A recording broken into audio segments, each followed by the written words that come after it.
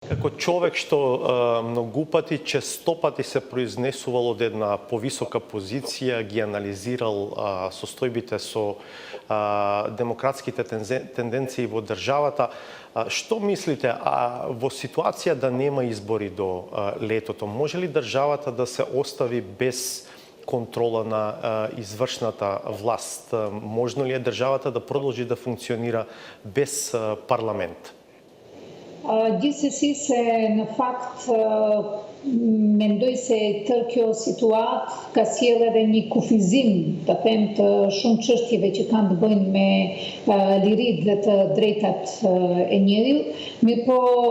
duke pasur parasysh faktin që sfidat me cilat do ballafaqohemi pas përfundimit të kësaj faze të parë të pandemisë do të jenë jashtëzakonisht të rënda, nuk mendoj se do të ishte e pëlqyeshme që edhe shumë gjatë kohë të mbetemi në një situatë me zgjedhje të filluara të papërfunduara, me vetëm qeveri e cila i çon proceset, prandaj edhe konsideroj që ndoshta duhet të shikohen mundësitë dhe në qoftë se janë të krijuara kushtet, zgjedhjet të bëhen, domethënë,